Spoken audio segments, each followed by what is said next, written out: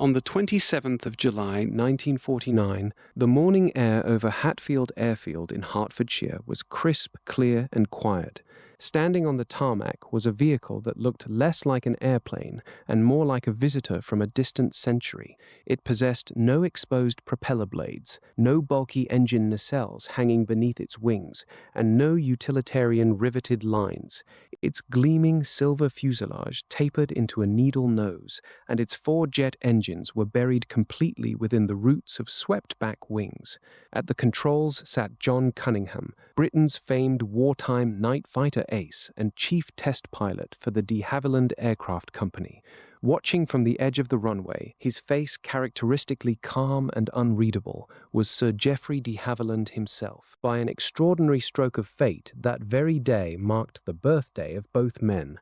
Cunningham was turning 32, and de Havilland was turning 67. When Cunningham opened the throttles, the sound that echoed across the airfield was not the familiar heavy thrum of piston engines, but a high-pitched, roaring whistle that few in the civilian world had ever heard. The aircraft accelerated smoothly down the runway, lifted its nose, and climbed effortlessly into the sky. In that single, flawless moment, the de Havilland DH-106 Comet made history. Britain had not simply built a new passenger plane, it had ushered humanity into the jet age, vaulting years ahead of Boeing, Douglas, and the rest of the global aviation industry. Yet, behind this soaring triumph lay the beginning of one of the most tragic and profound contradictions in industrial history. Geoffrey de Havilland had correctly envisioned the future of global travel with unmatched brilliance, but in being the first to cross that technological frontier, his company would unlock a terrifying secret of physics, one that would cost innocent lives, destroy Britain's commercial advantage, and hand the rewards of the jet age to the American rivals trailing in his wake. To understand the audacity of the Comet, one must look past the machine to the man who conceived it. Geoffrey de Havilland was not a corporate executive or a committee bureaucrat. He was a pure aviation pioneer. In 1910, using money borrowed from his grandfather, he had built his very first airplane from scratch, teaching himself to fly in a clearing in the Hampshire hills. Over 4 decades, his mechanical instinct transformed a modest workshop into an aerospace empire.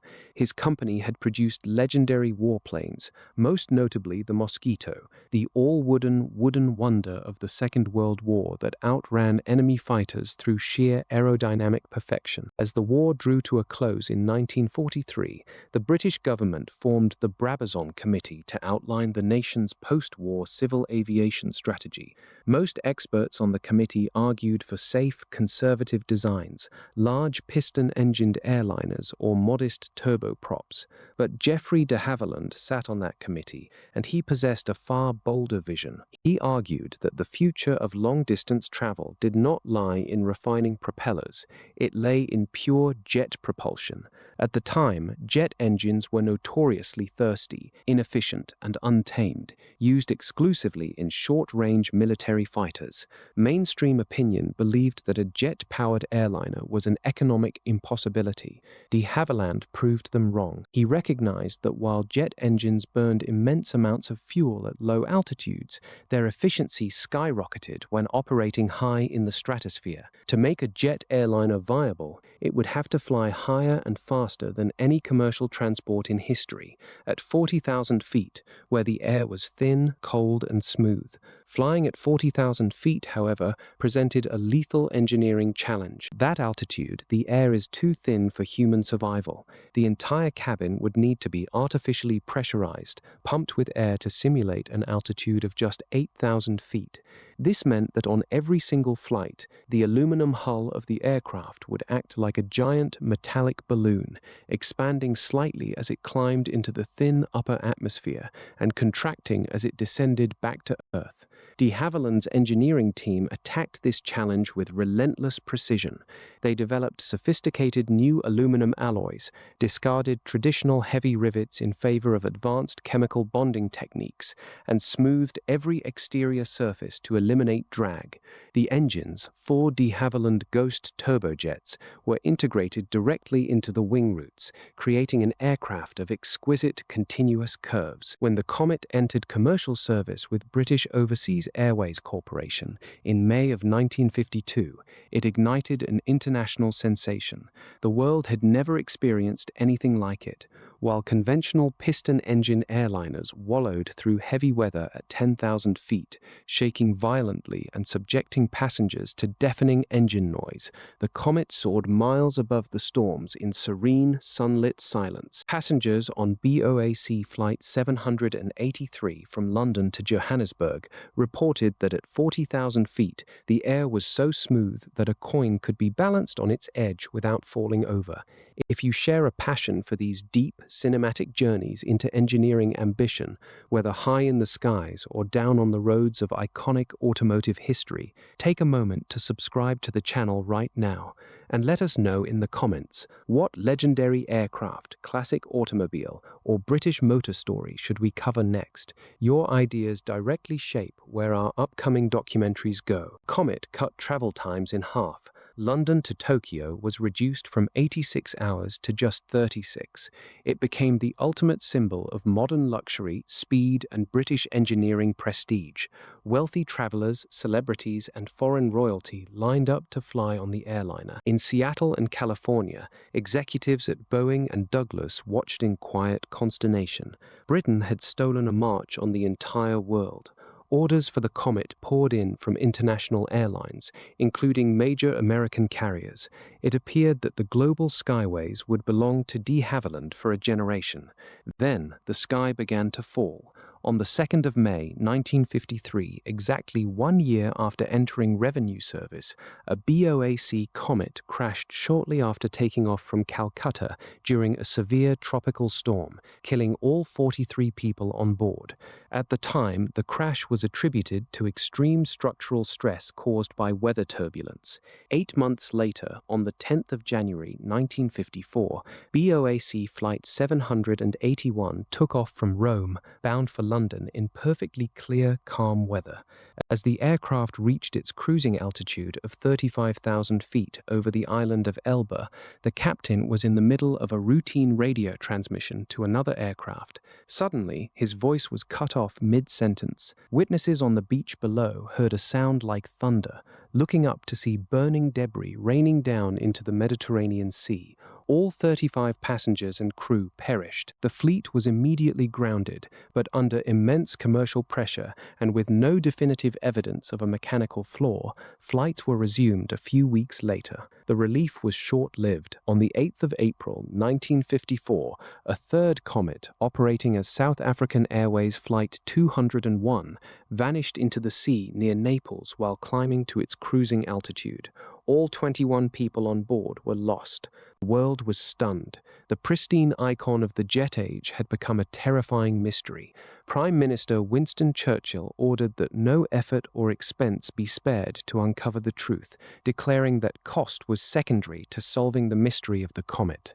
The fleet was grounded indefinitely, and Sir Geoffrey de Havilland watched his life's crowning achievement transformed into an international crisis. The task of uncovering the cause was assigned to Sir Arnold Hall and his team at the Royal Aircraft Establishment in Farnborough. What followed became one of the greatest detective investigations in scientific history. Royal Navy ships swept the seabed off Elba, painstakingly recovering thousands of mangled fragments of the submerged wreckage. At Farnborough, engineers rebuilt the shattered aircraft like a giant three-dimensional jigsaw puzzle, mounting the aluminum skin onto a wooden skeleton frame. Simultaneously, Hall's team devised a radical physical experiment. They constructed a giant water tank capable of holding 250,000 gallons. They submerged a complete, uncrashed Comet hull into the tank. Using hydraulic rams, they flexed the wings up and down while pumping water in and out of the cabin to simulate the exact pressure changes of repeated flights, over and over, day and night, condensing years of operational flying into a matter of weeks. After thousands of simulated flight cycles, the tank water suddenly surged. A massive tear had ripped open along the fuselage wall, originating from the corner of an escape hatch window. The mystery was finally solved. The killer was a phenomenon known as metal fatigue, a mechanical reality that was virtually unknown to structural engineering at high pressure levels.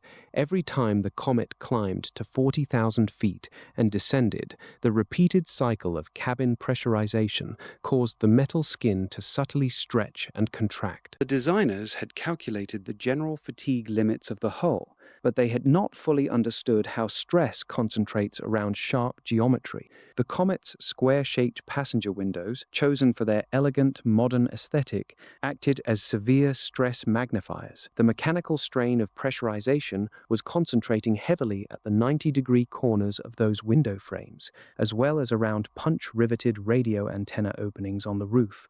Flight after flight, microscopic, invisible cracks began to creep through the metal structure at these points. Eventually, after hundreds of pressurization cycles, the skin reached its breaking point. In an instant, the high-pressure air inside the cabin tore the fuselage open like an exploding bomb. Geoffrey de Havilland and his team accepted the findings with profound heartbreak, but unwavering integrity. They had not been reckless. They had simply been the first pioneers to tread into a deep mechanical unknown.